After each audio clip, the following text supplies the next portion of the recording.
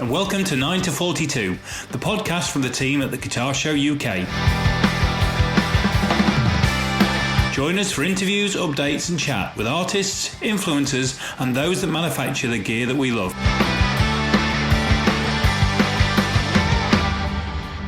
Hello and welcome to 9 to 42, which is the podcast from the guys at the Guitar Show UK. And my very good friend Jason Hunt is on screen. Haven't seen him for ages. Jace, how the devil are you? I'm really good. I've been I've been on holiday after the show, and now I'm planning 2025, which is going incredibly well. It's 70% booked already, which is mad. And wasn't it an amazing time this time? And I know we talked about it a little bit when we talked to Blair, but wasn't it an amazing show? Even now, I'm still thinking back, going, "Wow, that was a great weekend." Yeah, it was. Really, I loved it. So, it was the best one I've run since I used to work for the NEC. So, I'm very happy. Oh, you can tell he's got a little smile on his face, folks. I'm going to break with tradition, okay? And I'm going to let you introduce our guest, and it's going to become evident why that has happened, because this is somebody that's very close to your heart for all manner of reasons. But I'm going to let you take over at this point. Well, firstly, I should thank Stevie Mills at Guitar for the introduction. So, cheers, Steve. But also, I'm really delighted because this is a man that scored a hat-trick against Wolverhampton Wanderers when West Brom beat Wolves 5-1 at Wolves. So I'm delighted to introduce Peter Odemwingie. Hello. Hi, guys. Hi, and Jason. Nice to join you guys. Lovely to have you here. You didn't even need to mention my name, right? The guy who scored 3 at the Molyneux. I think the Baggies, whoever, they knew who you're talking about, right? Oh, absolutely. It's absolutely legendary. In fact, I watched them on YouTube yesterday just to remind me. I get reminded of that often, especially because Wolves are flying now. And when they got the 2-win recently at the Hawthorns, people write me on social media, but I respond to them quickly. 2 is not 5, and then they run away. Yeah, we had great times with the club, yes. Actually, those days, there was, I think, Jonas Olsen and Shane Long, they were my teammates. They could play guitar a little bit. And I always had the longing to learn. I was always impressed by players who could play the guitar. So now I finally started my own journey. And here I am on the podcast with you guys.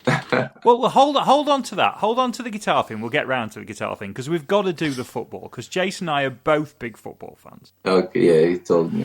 Right. And by big football fans, we support proper teams. I'm a Sheffield United supporter. Jason's obviously a West Brom supporter. So we don't follow the glory. Yeah. No, we definitely don't follow the glory. So to have somebody who's been there and done it, I mean, grief, hat-trick at Molyneux, that's amazing. That's like a Sheffield United player getting 3 against Wednesday at Hillsborough. That's just off the charts. Do you still follow what your old teams do? Do you still follow where West Brom are at and what they're doing? Not as much as I used to, because actually the music journey that's hindering my presence at the Hawthorns now and then, and my former club as well, Stoke City. I was doing my studies in the University of Birmingham. It took me 4 years. It's a 3-year degree in professional golf. So I just finished and became a PGA professional. Tomorrow is the last day, the graduation ceremony in the University of Birmingham. So these things are quite, got me occupied with books, using my brains for a change, not the feet. And but I do keep an eye. Now and then we get invitations for games. The Former Players Association. I did last week the socials on a Wednesday. So I met a Canadian guy who's 91 who flew in for that.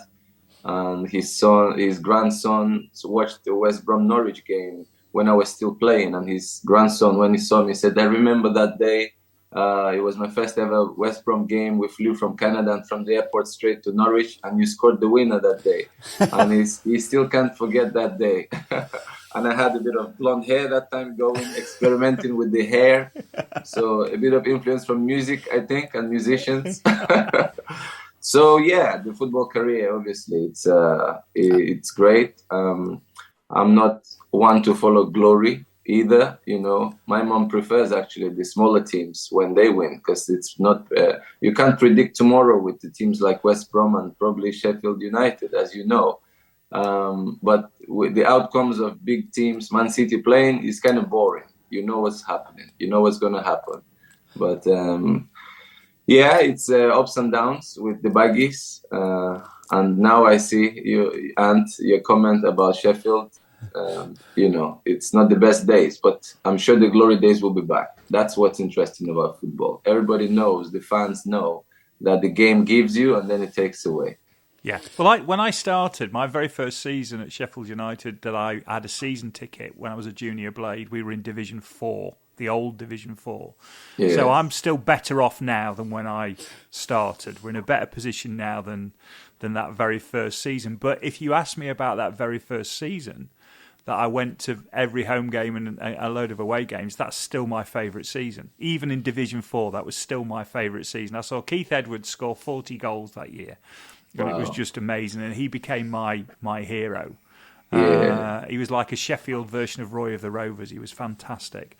So even when you're down there, if it doesn't matter. It doesn't matter. Oh yes. I've seen people. My in-laws here, they're Man City fan, the father, and he watched them in the Division 2 in the old days. He saw it all, so now he's enjoying himself probably. But I'm sure those years are as precious when they were watching football in the old stadiums. And part of me, actually, I prefer old school football personally, because that's how I got into football. And it felt to me more real. The kit, the fans, it wasn't as commercial as it is today. Although the pace, the speeds at which football is played now, the skills, the amount of players that are on top level is high. But I think those days were really beautiful, like how football was watching on the screens, the old Fulham Stadium, because our boss at the PJ is a Fulham fan, so he used to send me... That's a great stadium. Yeah, he sent me a few photos of how it was in the back in the days. I was like, wow. So the history is interesting, as well as, watching how first guitars were made. I think those were precious as well to us who want to play. The journey to where we are today with all the best ones out here started from funny looking ones, right? I can't believe you're trying to get us back to guitars and we're trying to get you back to football. I just can't help it. I see behind you so many of them. We should go back to the start though, because did you start your career, because you were born in the Soviet Union? Yes. But then you moved to Nigeria. So yes, at the age of 1. So my parents are doctors. So my dad went to study, got scholarship. So he studied in Uzbekistan, in the capital city of Tashkent. So Soviet Union, which was, and my mom studied also there. So they got married while still being students. So I was just born on their final year. So when they finished the university, we now moved to Nigeria. So I was just 1 and a few months. So then he worked for a insurance company as a doctor that had a football club called Bendel Insurance. So that's when I started seeing footballers. Sometimes he takes me to the training, and that was when that moment of I want to be a footballer happened. And a few derbies that were very hot. They had to throw tear gas to disperse the crowd. And I felt the drama. The drama was so real that I was like in love with the game. I'm like, this is me. So I think from early days, I loved the derby. And most of my clubs, people remember me for turning up on games that counted, the derbies. So that seed was sown into me early. So I sought that feeling of a match day and a derby especially, as my motivation for playing and the excitement to play football. So, so I was born there. Then first 7 years in Nigeria. Then we will go back to Russia when I was 7. So then the rest, I did touch a bit of the Soviet Union as a kind of grown up. So from 7 till about 91 is when Soviet Union crashed. So all the music wasn't actually much in. All the Beatles and all the Western music wasn't allowed. So then all of a sudden in 91, they influenced radio stations, all the Hotel Californias, yeah, and the rest, the history of music is so rich. So all those things started pouring in, and my soul starts to grow and expand because English was already kind of in me, but not to the level I speak now. And I start to understand the songs and, falling in love with music. That time while I was in Moscow, I was only like 14. And yeah, so there were seeds sown there as well that I can see now why I want to play music, because those were dramatic years. Russia in the 90s were like Chicago 90s. It was very rough when Soviet Union collapsed, when the takeover of properties, government properties started happening, lots of gangs and music coming in. All of a sudden, there's this big change, no more communism. And then those emotions, they were real. And then when those music come in, follow them down to Gorky Park, all those songs, they kind of listen Scorpions. to the wind of change. So as a young guy, listening to those songs, trying to learn English, and they were so deep. They did go into my soul. And I always had this longing for music a little bit. So now I'm trying to discover, the blues and the rest, the origins of music, the jazz. So that's amazing. So I'm assuming, forgive me, is it Nigerian that Nigerians speak? I don't know what language. It's English, but from English. 1 to 7, I didn't I spoke to a decent level, but as soon as I got to Russia, to Tashkent that time, I had to learn Russian during the summer and do all my secondary school in Russian language. And slowly I forgot the English I knew. But there was still something there left until for my teenage years, so I could understand a little bit, but not great. And then you moved to Belgium. So yes. So then are you learning French as well? I speak French as well, not perfect, but good enough to be on TV and in French language, for instance. Yeah. So I learned that. I did 2 years in Belgium as a professional. That was my first club in Europe. Then France 3 years. Then Russia 3 years before coming to the Albion. But yes, my first team was in Belgium. Yeah. I mean, this is impressive. Yeah, I've been around the world. French, they call me the globe trotter. Was there like a really big cultural shift for you when you got to West Brom? I mean, I'm from West Brom. Oh, massive. Yeah. So, I mean, let's be honest, it's a shitty little town just north of Birmingham. It's not the nicest area, and I can say that as I grew up there. Yeah. But Jace, there's a cultural shift when you come from Sheffield to West Brom, mate. There's got to be one if you come from Moscow. The UK is very rich. We know, the posh areas, from the Roman roads to some smaller roads, It's a rich culture, rich country, lots of history in here. Like in the whole of the world. I've traveled the world. For me, the world is so special in every way. And I've been to Indonesia, for instance, in my final year of playing football. I've seen cultures, I've seen the difference. And yes, the first time leaving Nigeria to Russia, it was like a big shock, obviously, because from 7 to 17, I was in Russia. And all of a sudden, I'm in Africa, in Nigeria. The weather is different, the food is different, the language is different, the cultures, the mentality, so much difference. But I'm a guy with a happy heart as a gift from God. So I kind of always happy in any environment. My stomach is I'm not fussy eater, so that didn't disturb me much. So when I came here, the Sunday roast didn't seem bad to me at all. Although from France, people will think, you lived in France for 3 years, the food, they pay a particular attention. I said, I'm a pretty simple guy, always was. And even hearing Jason say, not the prettiest areas in West Brom, I'm from humble backgrounds, humble beginnings, because firstly, born in a communist country, growing up there, with the singularity in mind of the communist era, I'm not spoiled. I'm not spoiled at all. And then Africa as well. I could see the poverty. And although my dad kind of pulled himself out of it by going for education, becoming a doctor, had an international life himself, we still visited the village often, and see the humble beginnings, So it's special, it's all part of forming the man who I am today. So as much as I touched the posh life as a football player, I'm still a humble person, and I've seen the other side as well in my own growing up. So the lack was there when I was a kid. I remember the days there was lack when communism just broke up. It was chaotic. The money all of a sudden lost its value. Then when they brought in all these chewing gums and Snickers, chocolates from the West, they were so expensive, but we were as kids drooling over them. I still remember that. So do you view yourself as Russian, Nigerian, or what's your passport say? I am Russia. I played for Nigeria, so Yeah.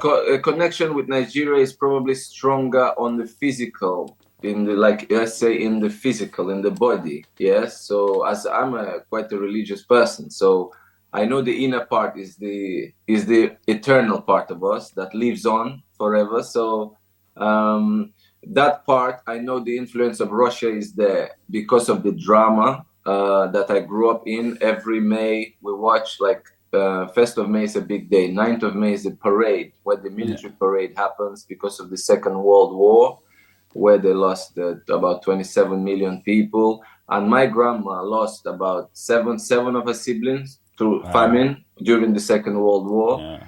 So all these things are in the back of my mind growing up, asking why is there communism? Why did this happen to her, and who was this? So I studied a bit of human history a little bit because it was part of our program in school, for instance. And then being in Nigeria when they celebrate Independence Day, so the colonialism, all of that. So I studied the world a little bit, and I'm a bit into politics. So because I was kind of forced to by my life journeys. I used to ask questions,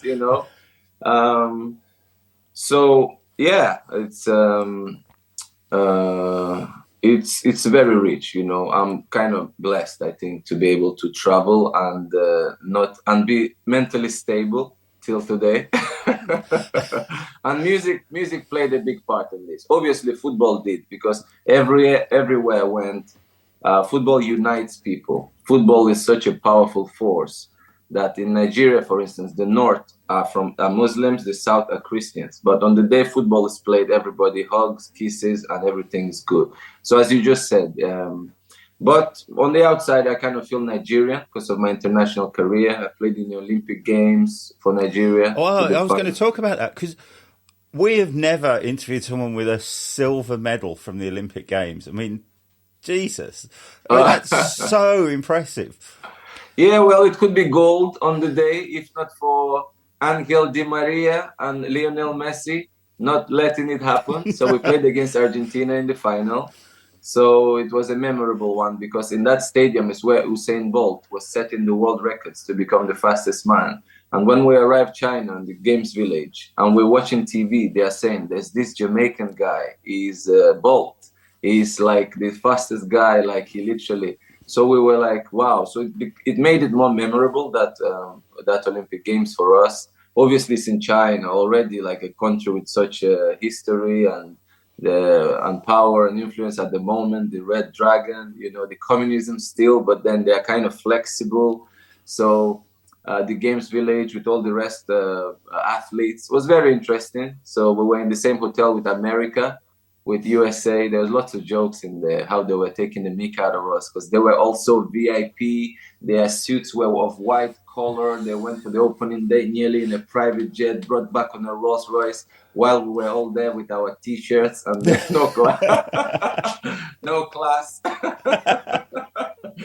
So yeah, it was fun. It was fun. So the silver medal, I remember it for many other reasons, but the Bird Nest was the stadium that was coveted by any sports person.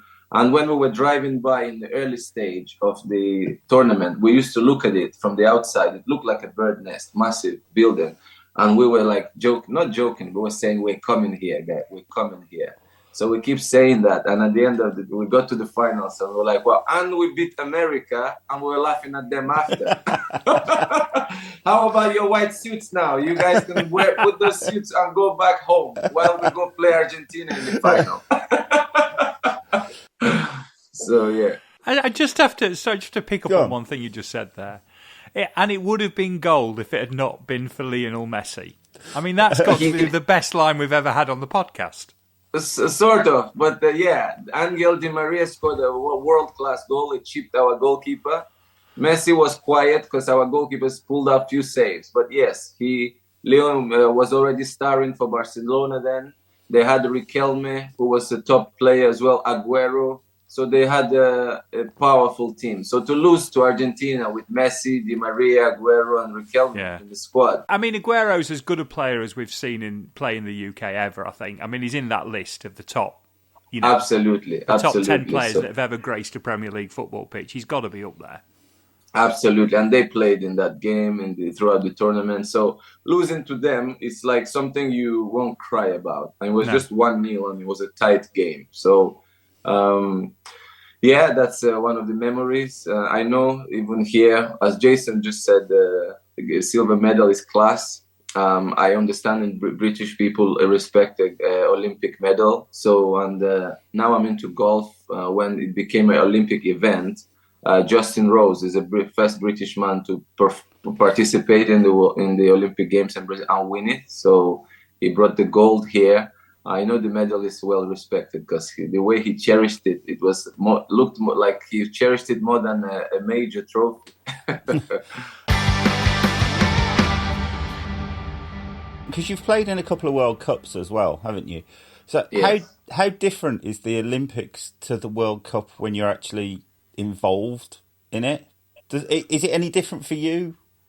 I won't say so. It's just different on the outside a little bit because it's more than just one sport. The focus is on sports, and we were excited to be in a hotel and watch the 100-meter sprint because us players and Nigerians are known to be fast players. So we watch the athletes.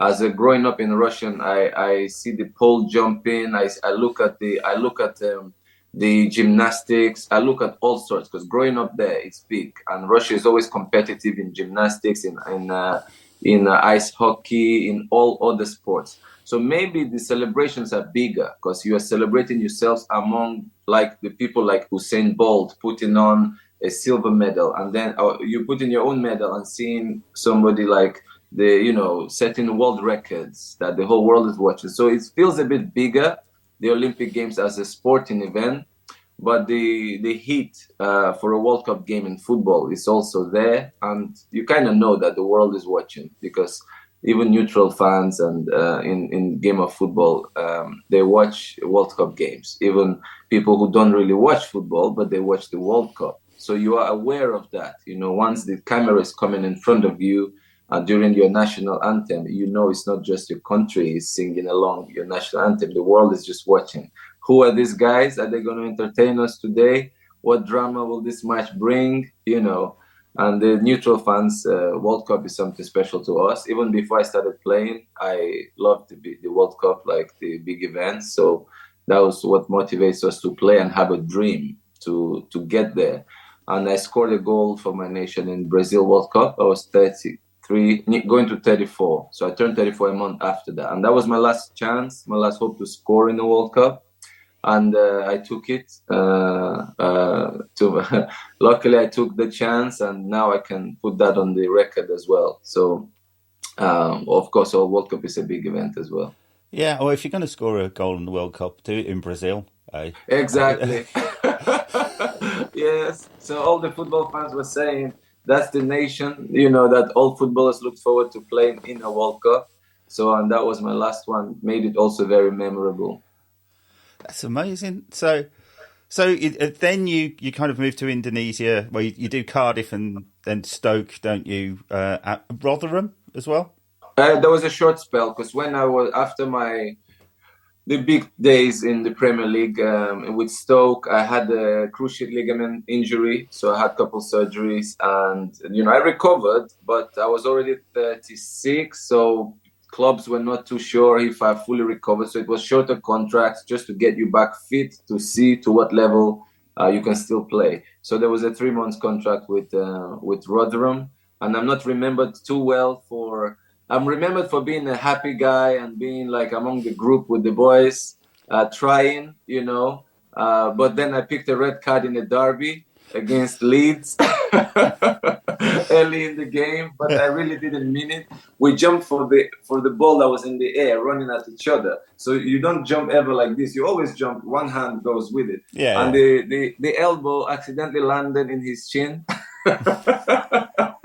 So I saw the red card. So obviously, I have to remember the bad as well. So football is not all pretty. We have the injuries, we have the red cards, we have the drama, with my story in West Brom and the transfer day, like the drama inside the club, I wasn't going to really mention that, but actually, because you have. Yeah. Because right. So I met you at the guitar show. Chatting to you now, you speak multiple languages. You seem quite well versed in the world and politics. I would never assume that you were stupid, right? And I think only a stupid person would drive from West Brom to London. Yeah. I think you were stitched up. Of course. There was an agreement in place. Yeah. It was Harry Redknapp that stitched you up. Not only the West Brom side, we agreed something. There was definitely an agreement. And what makes the situation even not make sense is when I came to West Brom, it was in the same way. I did my medicals before the clubs agreed. Yeah. So I flew in from South Korea on international duty because I asked my club, can I go and explore and see if there could be something done? West Brom wanted to see me on sprinting to check my health, see me in person, discuss. So I did that and went back to Moscow to start talking with my club. How can we make this happen?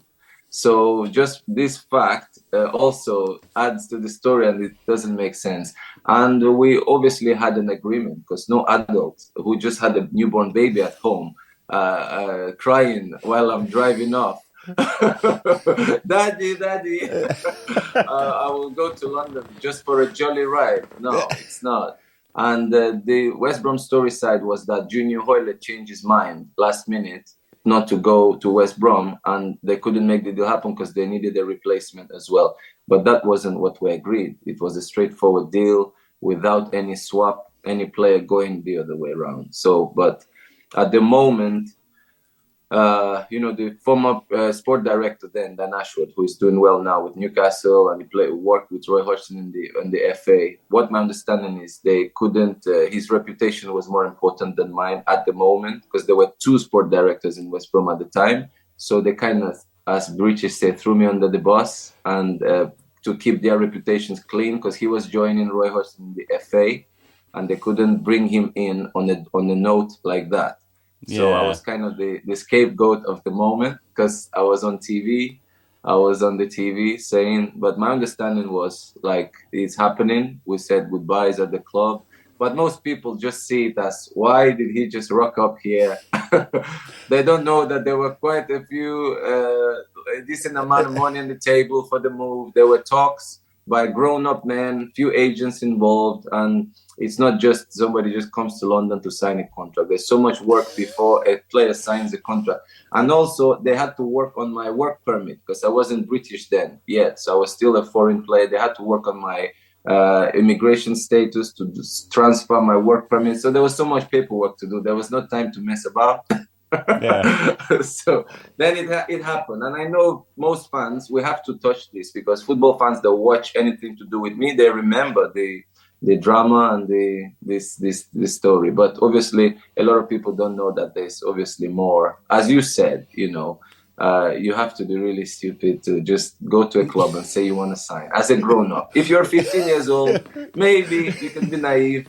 Yeah, I mean, it's just that I think what was shocking was the fact that they threw you under the bus. I mean, you can agree or disagree with the reasons why they threw you under the bus for the other guy's reputation, but actually, what's more shocking is the press just went along with it.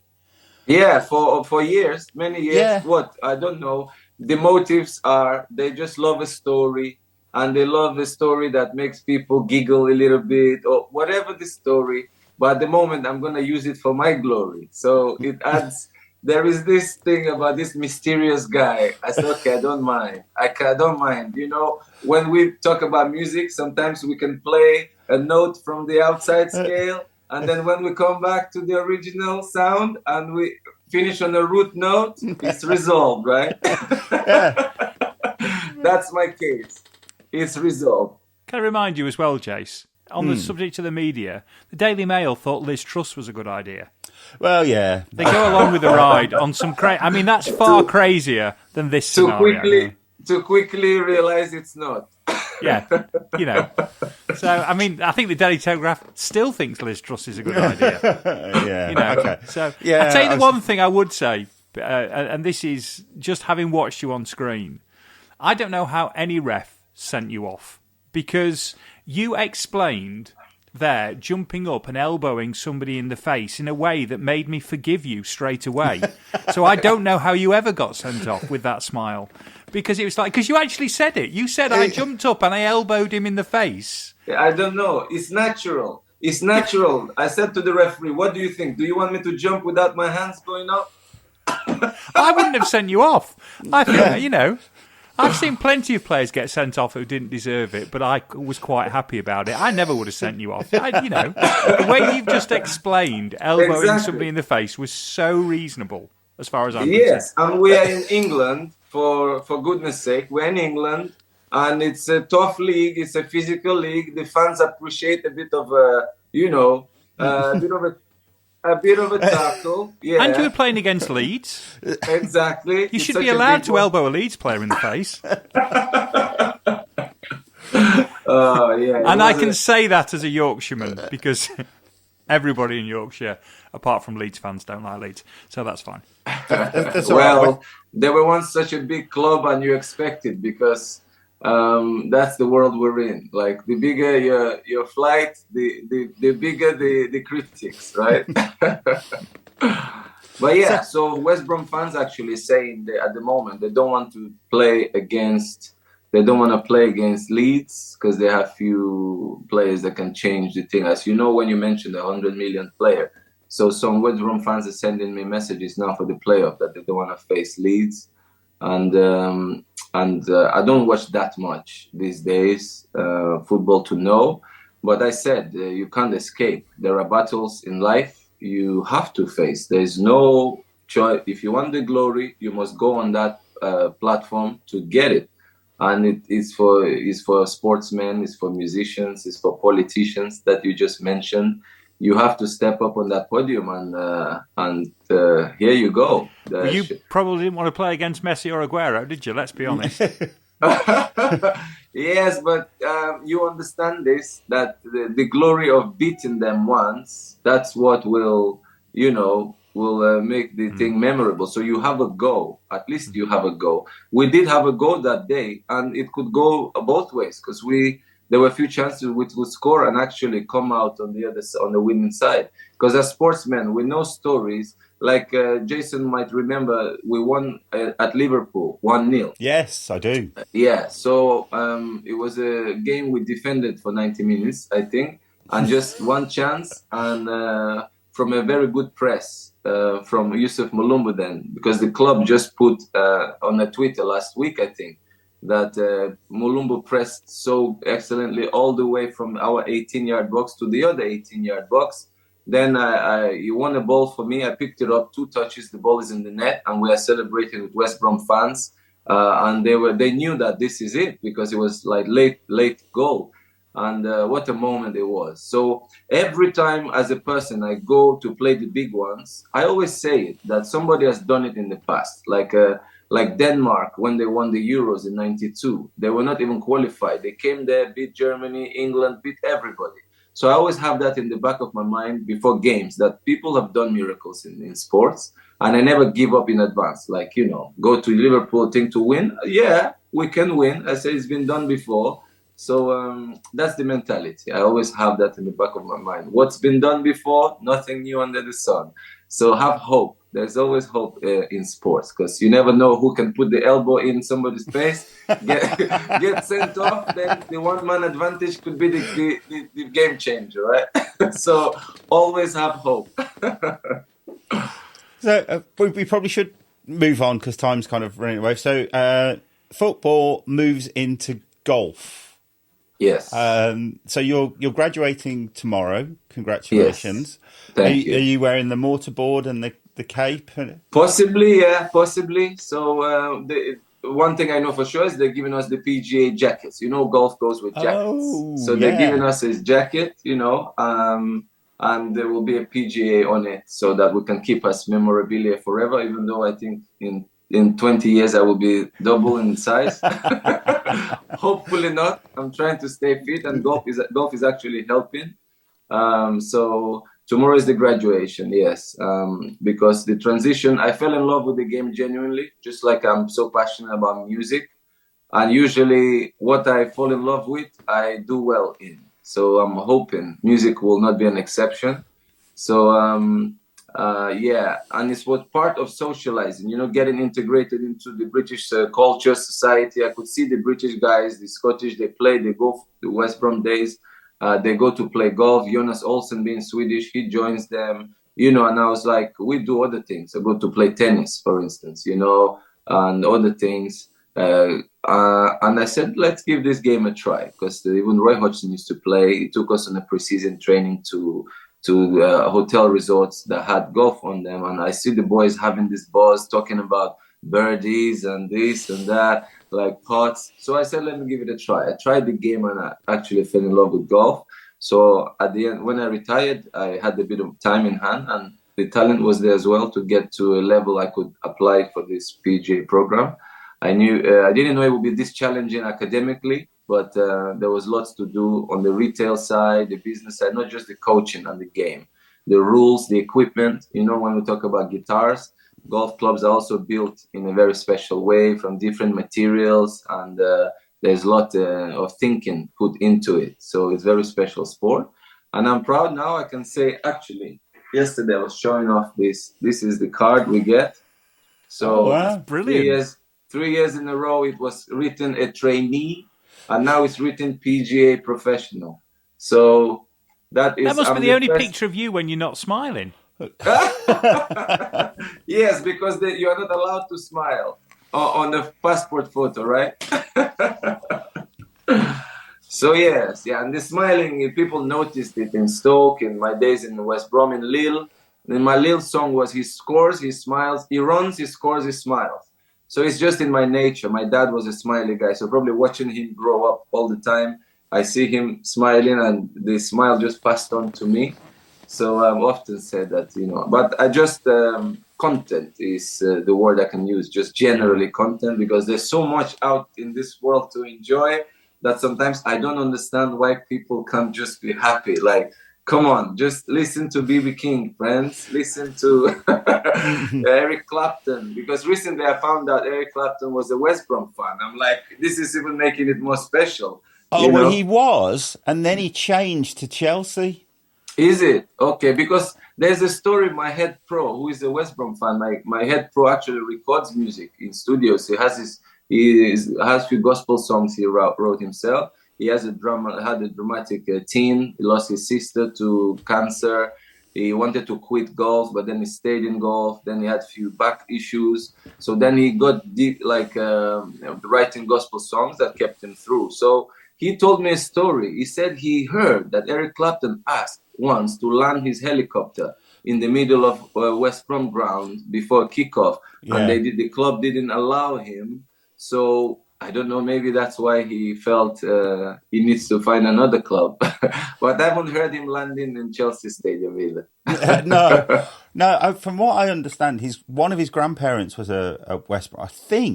I don't know that much about Eric Clapton, but I think he was brought up by his grandparents. Okay. And one of his grandparents was a West Brom fan, which I is see. weird given that he grew up. Did he grow up in Dartford, in Kent? It's I'm somewhere it was down there. somewhere down there. Okay. But then, like, you know, when we were chatting at the very start, you talked about Canadian West Brom fans. I'm always amazed. You know, I got no choice. I was born there. But of all the teams that you can choose, why would you choose West Brom? You know, West Brom is a very special club. If you look closely at the history, you know, the 3 degrees, you know, the first club to open the doors for black players, and the winning. They were in 1934, I think they were the first club to win the cup and promote in the same season. So those feelings that Ant just spoke about, that in Division 4, those precious days when you get promotion and win the FA Cup, the cup, and you know, the League Cup or whatever it was, then you know, the Robson being in present there. There's a lot. Even Ivanišević, the tennis, Mr. Ace, is a West Brom fan. So I used to ask myself, what? Goran Ivanišević, the Wimbledon guy, how is he a West Brom fan? So he must have watched some game on TV where West Brom gained promotion, and that is the love at first sight, you know. So there's something very special about West Brom as a club. I mean, having, you know, gone to many grounds, I honestly feel that the West Brom ground, certainly in the dark days of like the 80s and stuff, started going towards the end of the 70s. Actually, it was one of the more inclusive grounds, probably because Brendan Batson, Cyril Regis, Laurie Cunningham, Remy Moses and stuff like that. That actually, I mean, I can remember going down to Highbury and it was just horrible.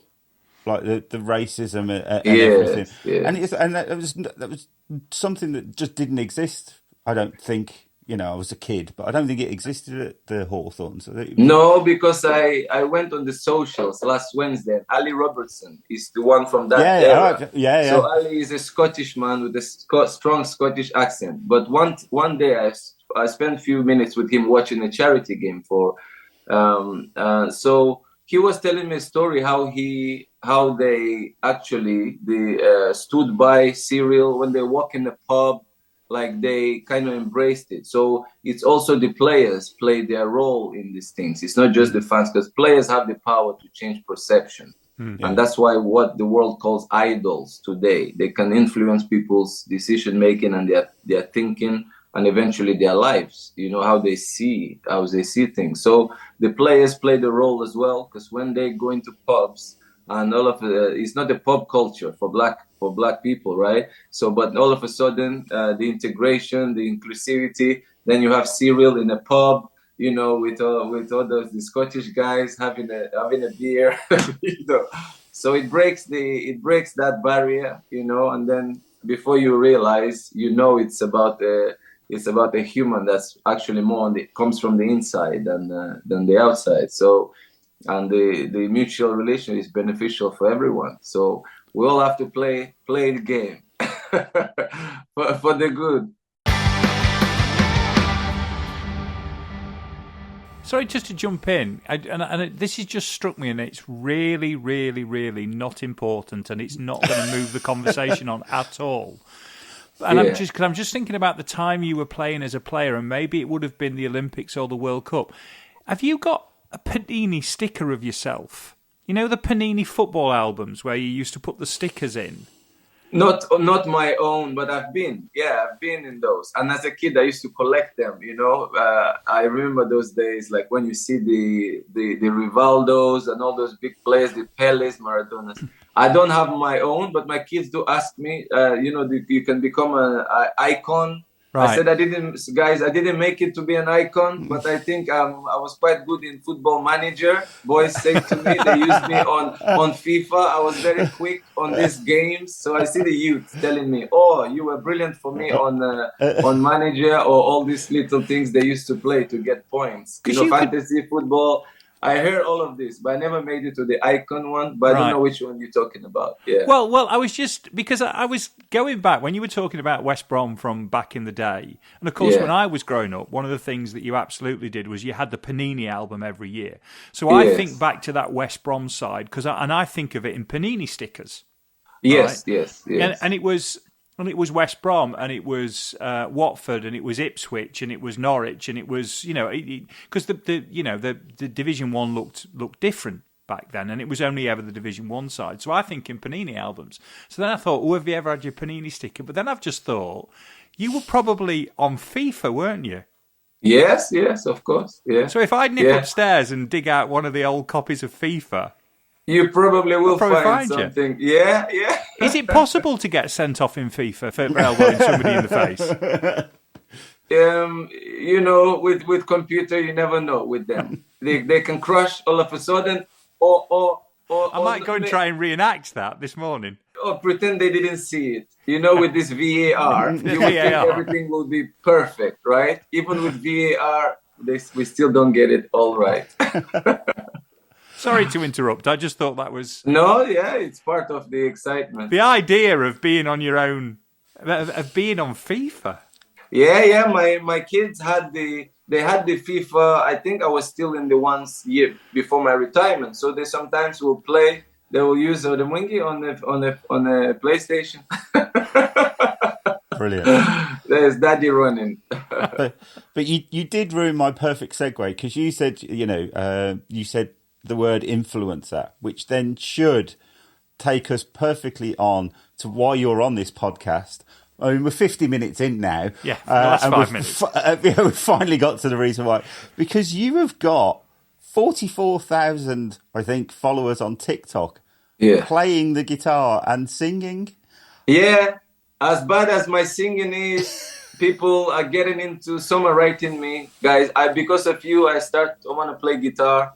One PJ, one golf guy, Oli Dixie is here, he said, I want to learn the guitar. I could see in his eyes, like, he would have loved to, because he asked, like, if I can come try a few of my guitars at home. I said, well, of course, more than welcome. And I encourage people to start, and it doesn't matter. I'm not a guy shy, I would make myself look but people are telling me now, they can see how I'm progressing, because when you play for people on lives, for instance, there is pressure. I might hide it as a professional footballer. I know how to hide the nerves. But this is how I get better, because one day I'll want to be in a blues club and play some guitar for the people. So I'm preparing myself for the big stage. And I don't care how bad I look at the moment. Some of the songs, they suit my voice. Like lately, last one, I'm learning the blues solo of the Still Got the Blues. So yesterday I printed the lyrics out. I want to learn that Gary Moore solo.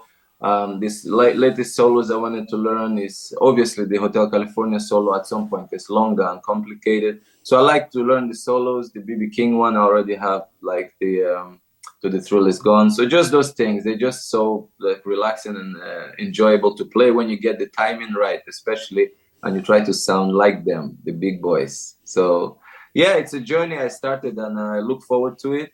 Now I'll have more time. Since the study is finished, actually, I started doing these lives, as you heard. So lots of people actually, when I play songs, let's say I will play Gary Moore here and just add a bit of the scale to it, solo on top. They want me to sing, they want me to play. They don't want to hear the original ones because they like it. So I have a fan club. A lot of time is gospel music, obviously. So those are the songs I memorized because I listen to them often. So those ones I don't need to look at the at the lyrics. So, but I'm learning to have both sides covered. The gospel sides for the hope, for lifting souls and spirits up, and for the entertainment side, as you know, I'm a happy guy. I then bring in some Bob Marley and the rest out. So yes, I watched the video yesterday. It was a West Brom video, and you were singing "No Woman, No Cry" over the top of it. Yeah, the background. So because it's maybe promotionally not the best idea, but because my story was dramatic, and I know I have a lady I call her Brummy Mommy. She's Sandra. She's from West Brom area. I was on the social. I saw them. So there were some ladies there who do the socials on Wednesdays. They're lovely ladies, you know. They always want me to come over and spend some time on the socials. And I know some of the people like Sally. There was a lady I gave the hat-trick ball. I actually gave her to her charity. I know they felt sad about the story in general, but there is a message behind the choice of that song, as in, life it is what it is, you know. And the message. So how many guitars have you got? I spotted about 4 on the videos that I was watching. I tried many. So for now, the one I'm more regularly with is the Telly. Yeah. So yeah, this one is the American Ultra. I like the cut. This makes a huge difference for me. You don't need a belly cut. The neck profile, I needed it. It kind of made the difference for me because you know when you're learning, I cannot play guitar without watching.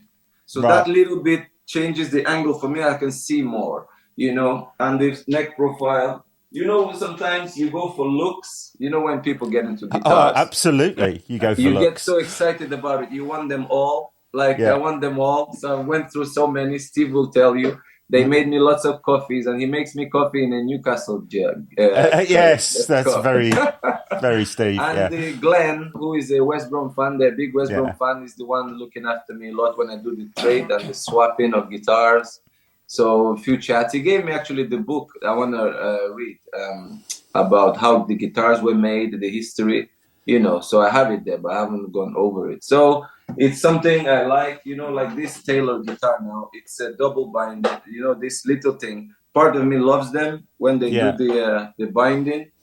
So yeah, so a bit of and guitars everywhere. One in the kitchen, one here, one upstairs, one in the kids' playroom, just so that I can just grab one and play without excuses. But in the beginning, they were all like looked after like they are so like they're eggs. I put them back, put them away, open it. That moment of opening it, picking it up, it's like I said, no. It's sometimes you don't play it for that reason.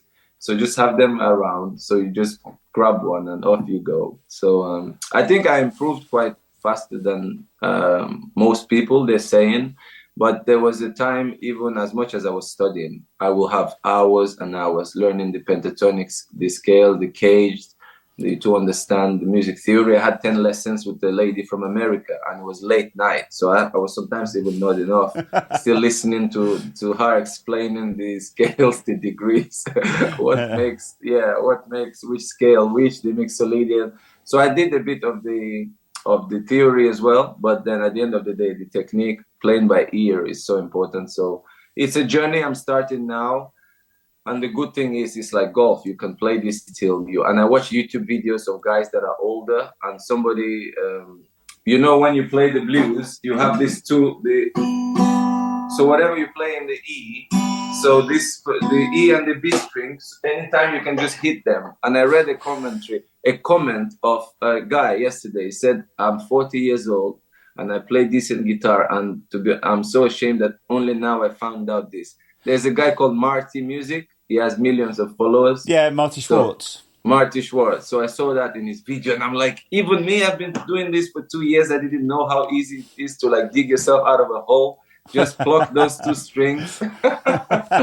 So there's a lot to explore for me, and I'm excited about it, you know. So yeah, and I'm a good friend to Steve and Glenn in the guitar place. So I go there sometimes and I just enjoy myself, not in a hurry. I look at the guitar, spend some time there. Your show, the one you guys put on, was brilliant. Like, I didn't know there are so many brands, and they are as good as, you know, each of them is as good, you know. Yeah. Some of them are not as expensive, but you look at them, you're like, this is as good as this. Like, some people have this talent to build nice guitars. So yeah, it's something that I think will stick with me forever, because I want my kids to be into music. I got them the drums. They have ukuleles like hanging around. So one day we might see another Odemwingie on the stage, hopefully. Oh, I think that's the perfect time to end it, don't you? What a lovely conversation. What a fantastic way to spend an hour. Really, really. I mean, we could speak to you all day. I could speak all day. I love football. I love music. We touched on the golf. I don't know if you guys play golf ever, but if you ever want to, you can give me a call. I will give you tips. I used to play a bit of golf, and I've got a set of clubs still in the loft. I stopped playing when the kids were born. Yeah, that's the case usually for most. and I might come back to it later on. So if I do, I'll just give you a shout. Yes, of course. It's nice to have your own golf coach in the phone. Yeah. That's great. Yeah. So my head pro is Jack Hamblett. He's into music. You will see him now and then. So he has this thing called fundamental fixer. So there's that word fundamental. So once you get the fundamentals right, you can play golf and enjoy it, and not throw away your clubs after each shot. And I have been known to throw a golf club.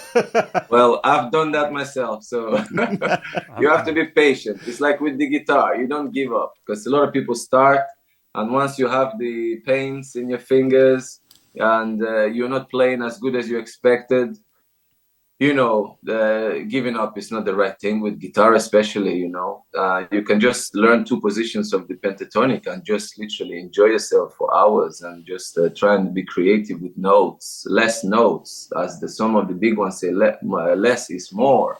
And I start to see that less is more. I want to remember all 5 shapes and play all over the neck, but sometimes I think I play the best when you just sit here in one place. Pause, listen, let the backing track play on, come in again. So it's when you become good. You're not like this kid wants to play all this with all the speed and every position. So yeah, there is a journey. Like with anything, golf is also a game that can frustrate people and they can give up, but you have to keep going no matter what. Well, have a great graduation tomorrow. Yes, good luck. Thank you, guys. Yeah, I enjoyed the podcast. You guys, pleasant guys, and I see we have things in common: the football, the music. Well, you're welcome at Bramall Lane whenever you fancy it. In fact, we ought to make a date now. Bearing in mind we're going down, let's assume that West Brom don't go up. Let's all agree that we'll do the football next year. We'll meet at the Hawthorns. Yeah, that sounds good to me. Yeah, if we'll have to take whatever life gives and make the best out of it. So if it's meant to be, we will watch a game together. But you can always be our guest and come onto the Hawthorns and watch a Premier League game. I think that will be better for me. And I'm just now thinking that you did elbow that guy in the face. Jace, fantastic. I'll see you next time. All right. Thanks, Peter. All right. Okay, thanks, guys.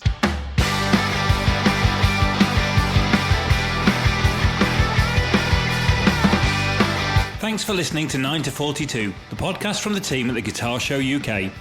If you've enjoyed the show, then please remember to hit the subscribe button and share with other like-minded souls. For more information about 9 to 42, please follow us on Facebook, Twitter or Instagram at the Guitar Show UK. This has been an A Short Stories production.